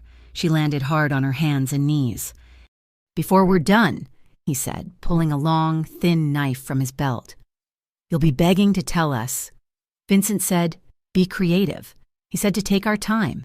He wants the flower to wilt. The man kneeled, the knife glinting. Callie squeezed her eyes shut, her body shaking, a single primal scream of terror building in her chest. The world exploded. The entire front of the shop, the new steel door, the window frames, all of it disintegrated. It did not open, it was removed, bursting inward in a storm of metal, wood and glass. As if hit by a freight train, the scarred man was thrown off his feet, his knife skittering across the floor. And then, he was there. Damien Rivas stood in the rain, in the wreckage of her doorway. He was not in a suit. He was in a black t-shirt and cargo pants, soaked to the skin, and he looked less like a man and more like a god of vengeance. His face was a mask of pure, primal, inhuman rage. Behind him, in the street, were 3 black SUVs, their headlights cutting through the rain. Men, his men. Marco at the lead, poured out, fanning out, their weapons up. The 2 men in the shop scrambled to their feet, their guns coming up. "It's Rivas! Kill him!" It was a mistake. The small man fired. Pop, pop. Damien did not even flinch. He moved, faster than she had ever seen him move. A blur of black, a gunshot, deafeningly loud, came from his hand. The small man was thrown backward, a red stain spreading on his chest, and he did not get up. The scarred man, the one who had hit her, turned to run, scrambling for the back room. No! Damien's voice was not a shout, it was a growl, a promise. He did not shoot him. He lunged. He tackled the man, his shoulder hitting him like a battering ram, and they crashed through the counter, splintering the wood, sending flowers and cash flying. Callie cowered against the wall, watching in mute. Abject terror. The man was big, but Damien was furious. He was an animal. The man tried to lift his knife. Damien caught his wrist, and there was a sound, a wet, heavy snap of bone. The man screamed, a high, thin sound. Damien was on him, his knees pinning the man's arms, and he began to hit him. He did not use a weapon. He used his bare hands. He hit him once. A sound like a melon breaking. Twice. Touched.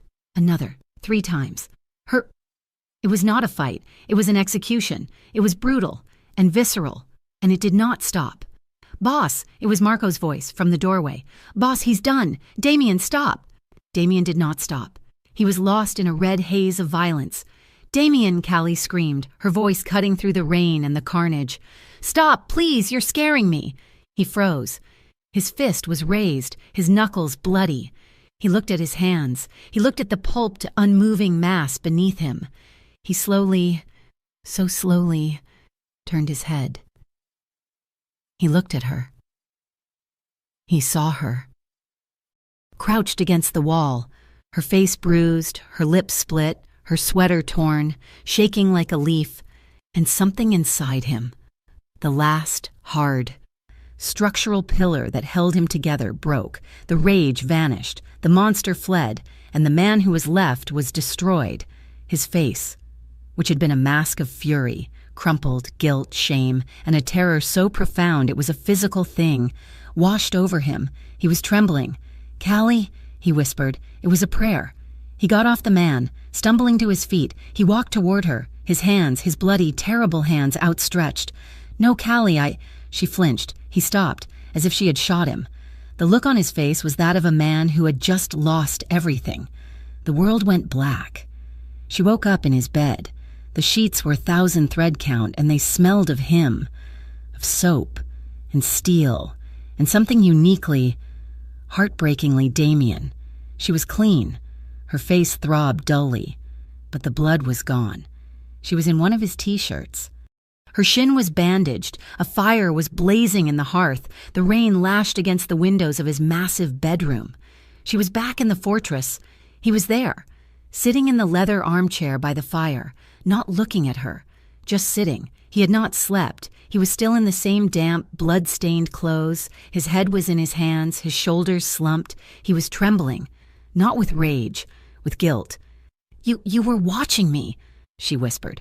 Her throat was raw. He did not look up. His voice was a dead, hollow thing.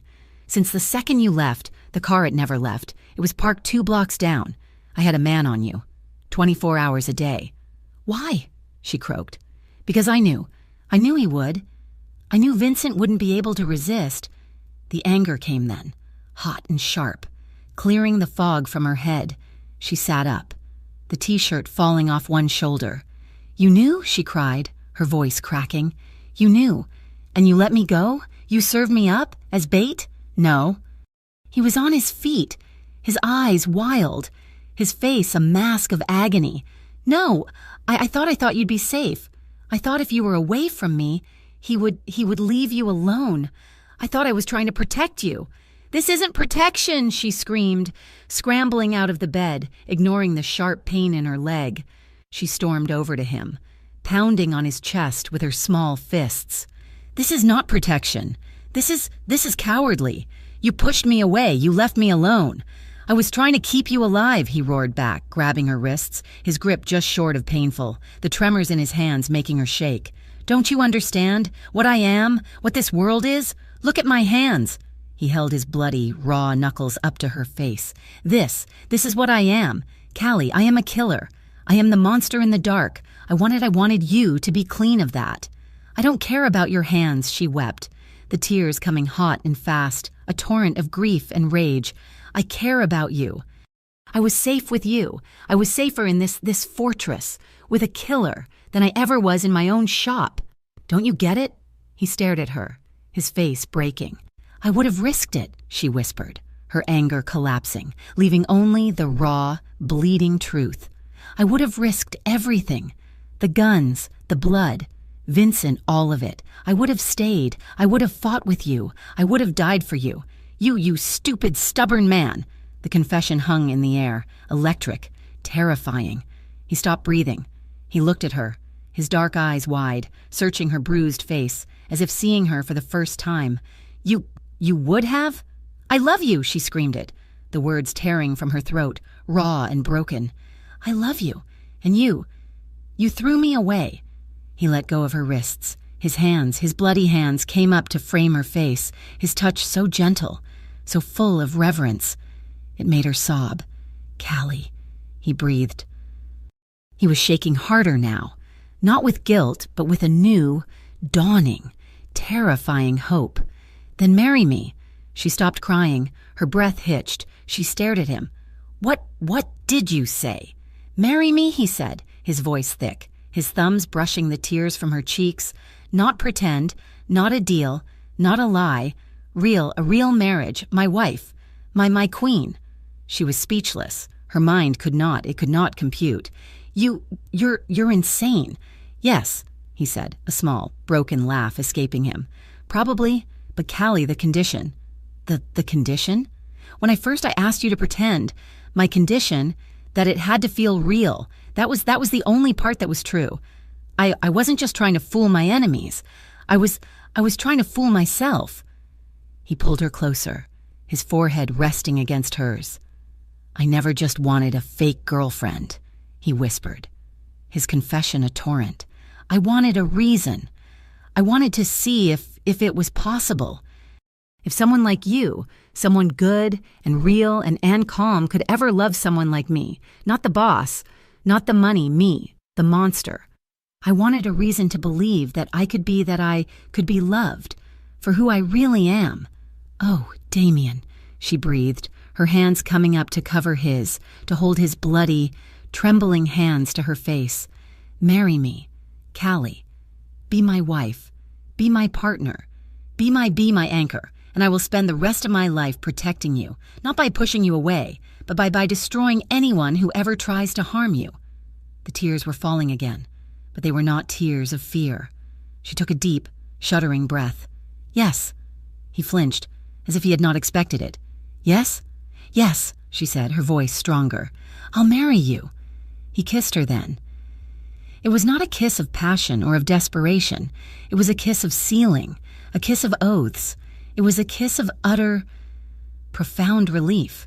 It was a kiss that said, I found you.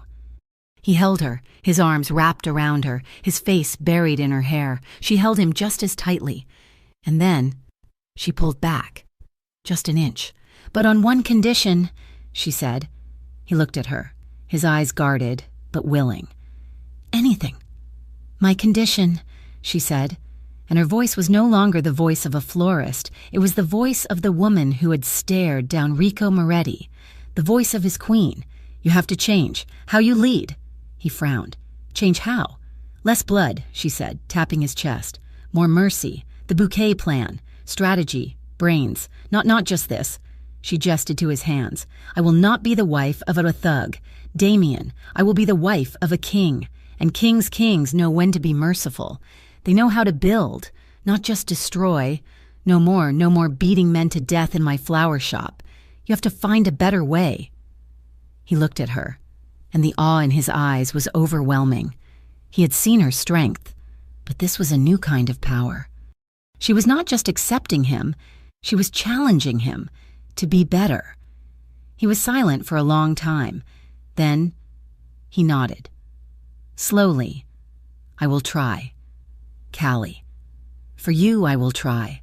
I will change. For us. He kissed her forehead, a soft, reverent press of his lips. But, he said, his voice turning grim, the steel returning, You have to understand, before we can have peace, before I can be that man, we have to end this war." Callie looked up, her gaze steady, her fear gone, replaced by a cold, hard resolve. "I know," she said. "We have to end Vincent." The war room was silent. The air, which had been thick with cigar smoke and the metallic tang of fear, was now still. It was Callie who had broken the silence. "You're all thinking about how to find the traitor," she had said, her voice clear and steady, cutting through the paralysis that had gripped Damien's inner circle. "You're looking inward, but Vincent isn't hiding. He's gloating. He thinks he's broken you."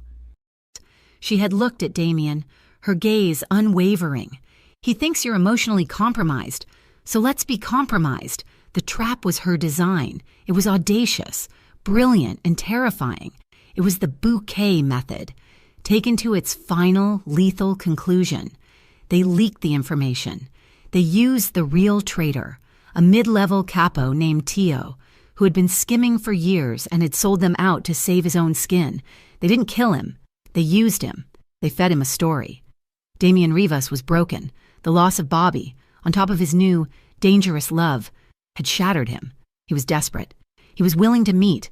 He would trade his entire northern territory, a sign of unforgivable weakness, in exchange for two things: a truce and the safe return of Bobby. Vincent, arrogant and drunk on his own success, had taken the bait. He demanded a third condition. "He wants you to bring the terms," Damien had told her, his face a mask of stone, his hands clenching. "He wants you to come, alone, to finalize the surrender." "Of course he does," Callie had said, her voice calm. "He wants to see his trophy. He wants to see the woman who broke you." "I will not allow it. It's too dangerous." "It's the only way," she had insisted. "He expects me to be a weeping, terrified girl. He expects you to be a shadow in the distance, a coward. Let's not disappoint him." The meeting was set for a neutral site, the old Coldbridge rail yard, a skeletal maze of rust and forgotten cargo containers, slick with a miserable, cold rain. Callie was the bait. She wore a simple, pale dress under a dark coat. She looked fragile, her face pale, her eyes wide with a very convincing, very real fear. She stepped out of the car, alone, and walked into the center of the yard, lit by the harsh, yellow floodlights of Vincent's own setup. Vincent emerged from the shadows, flanked by a dozen of his best men. He was wearing an immaculate suit, a broad, triumphant smile on his handsome, cruel face. "My dear Callie," he said, his voice echoing in the yard. "So brave, to come all this way for your broken boss. Where is he? Hiding in the car, crying." "He just wants it to be over," said Callie, her voice quavering, masterful. "He'll give you the territory. We'll sign. Just let Bobby go." Vincent laughed, a loud, barking sound. "Oh, my sweet, stupid flower. You really think this was about territory?" He stepped closer, his cologne washing over her, thick and suffocating. "This was about this, about proving that he's soft, that a little, no-name girl from a gutter shop could bring down an empire." He reached out, his fingers tracing her jawline. Callie flinched. "He'll take you back," Vincent purred. "But I think I'll keep you, a new centerpiece, for my table." "Get your hands off her!" The voice was not Damien's. Vincent spun. From the shadow of a rail car, Tio, the traitor, stepped out, but he was not alone. He was flanked by 10 of Rivas's men. "Tio, what is this?" Vincent snarled. From the other side, from a warehouse door, Marco emerged with another 10 men. From the rooftops, sniper lights, 2, 3, 4 of them blazed to life, all painting a single bright red dot on Vincent's forehead. It was not a meeting. It was an extermination. "The bouquet method, Callie whispered, her fear gone, her eyes cold. Vincent's face, a mask of arrogant confusion, turned to one of dawning, animalistic terror. "It's a trap," he screamed to his men. "Kill her! Kill them all!" A double cross ensued. Gunfire erupted, the yard exploding into a storm of noise and light. It was chaos. Vincent's men were good, but they were outnumbered and outthought. Damien's men, his true inner circle, the ones who had not been part of the traitor leak, moved with a ruthless, surgical precision. But the plan was not without cost. Desperation made Vincent's men reckless. A heavy volley from a submachine gun ripped through the side of a container. Callie heard a cry of pain. One of Damien's men, a young guard she'd had coffee with, went down, then another. They were taking heavy hits. In the chaos, Marco and his team broke into the van where Bobby was being held. They blew the doors, more gunfire. And then Damien was there. He did not emerge from the car. He had been there the whole time, in the shadows, on a catwalk above them. He dropped to the ground, a black-clad shadow, and his target was not the men. It was Vincent. Vincent, seeing his men fall, seeing his empire crumble in the space of 30 seconds, turned to run. He was a coward at his core. Damien tackled him. It was a brutal, personal fight, the one Damien had been denied in the flower shop. This was no boss. This was an animal. He rolled with Vincent, his fists a blur. It was a storm of raw, focused rage. Vincent was a street fighter, but Damien was a warrior. He was stronger, faster, and he was fueled by a rage that was biblical. He gained the upper hand, pinning Vincent in a pool of muddy rainwater. He sat on his chest, his bloody fist raised, the same way he had been in the flower shop. He was going to end it. He was going to pulp his face, to break his neck, to erase him from the earth. Damien, his name screamed, cutting through the last echoes of gunfire. He paused, his fist trembling, his chest heaving. He looked. Callie was there. She was not pale. She was not frightened. She was covered in mud, her hair wild, and she was holding a handgun with a steady, two-handed grip. At her feet, safe, was Bobby, his bonds cut, being tended to by Marco. She had not been a victim. She had been the general. Damien, she called again, her voice clear and strong. Look at him. He's beaten. End it here or we'll never be free. Her voice, her words, her condition. Less blood, more mercy. He looked at the pathetic, beaten, terrified man beneath him. Vincent was crying, sobbing, a broken thing. The rage, the red haze, it receded. Damien looked at his bloody hands. He looked at Callie. He made a choice. He stood, pulling Vincent by the front of his shirt. He did not kill him. He held him, and he spoke. His voice a low, cold promise for all his men, and Vincent's surviving, captured men, to hear. You are not worth my time, Damien snarled, and he shoved Vincent to his knees. Killing you is an honor you have not earned. He looked at Marco. Strip him. His territory, his accounts, his men, everything. It's all ours. I want his name erased from every ledger in this city. I want him left with nothing but the suit he's wearing, and then let him go. His men stared. This was new. Let him live, in the gutter, with the knowledge that a florist and a broken man took everything he had. He turned his back on Vincent, a final, crushing dismissal. He walked to Callie, his hands, his bloody hands, at his sides. The criminal world was stunned. Damien Rivas had not just won a war. He had changed the rules. Killing was easy, ruining a man, body and soul, and then sparing him. That was a new kind of power. It was the power of a king. It earned him not just fear, but a new, profound and terrifying respect. Months passed. Peace settled over the city like fresh, clean snow. Damien, true to his word, restructured his empire. The bouquet method became the standard. It was quieter, smarter, and, as Callie had promised, it involved less blood. He was a businessman, a strategist, a king, the estate. Once a cold fortress changed, Callie had her own shop. It was not in the city. It was in the main courtyard, a new glass conservatory he had built for her, a place of light and warmth. The severe geometric shrubs were gone, replaced by a riot of wildflowers, of roses, of unruly, beautiful life. She spent her days with her hands in the dirt, her presence a calming, vibrant heart in the center of his world. One evening, he came to her. The sun was low, turning the sky a shade of apricot and lavender. She was in the courtyard, her face smudged with dirt, a smudge of white paint on her nose, humming as she tied up a rebellious stalk of delphinium. He was not in a suit. He was in a soft white linen shirt, his sleeves rolled up, his feet in sandals. He just watched her. He watched her for a long time, the love in his face so potent it was a physical thing. "You're going to get soil on the marble," he said, his voice a low, amused rumble. She looked up, shielding her eyes, and smiled, a real, unguarded, brilliant smile. "It'll wash out, it's just dirt."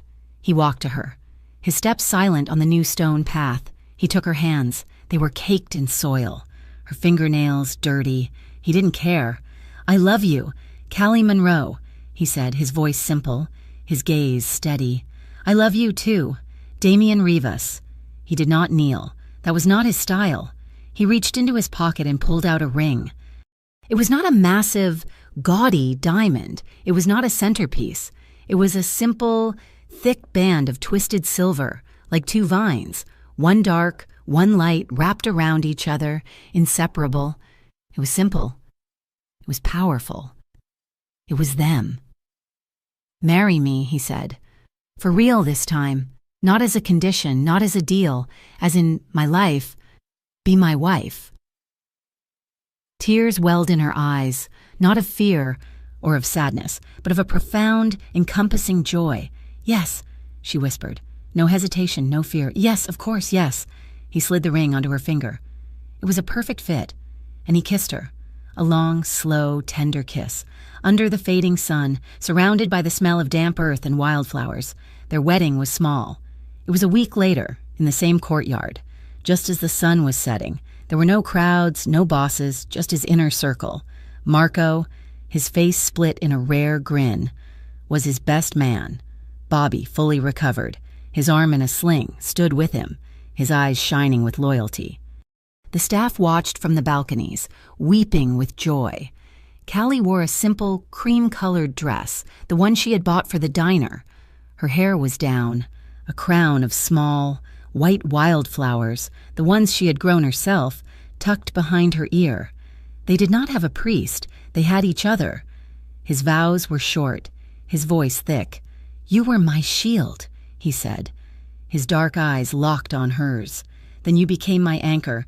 Now you are my home. I am yours, Callie, in this life. And whatever comes next—" She was crying, her tears silent. She took his hands, his strong, scarred, clean hands. "When I met you," she said, her voice shaking, but strong, "I was a girl waiting for her life to be over. You showed me how to live." She smiled, a small, watery smile. "You didn't rescue me. Damian, I rescued you, too." He laughed, a short, choked sound. He pulled her to him, and he kissed her. It was no kiss of passion or despair. It was a kiss of arrival, a kiss of peace. His men toasted, their glasses raised high. "To the boss," Marco shouted, "and to the woman who finally tamed him." As Damian held his wife, his Callie, her head on his chest, he looked out over the courtyard. The story, he thought, had ended right where it began. Two strangers, pretending. Now, they were living a love more real, more powerful than either of them had ever imagined. Thank you so much for listening to this story. I truly hope you enjoyed the journey with Callie and Damian. If you did, please let me know in the comments where in the world you are listening from. I would love to hear from you. Do not forget to subscribe to Mafia Romance Stories for more tales of love and danger. And please, share your thoughts on the story in English. Your feedback means the world. Until next time.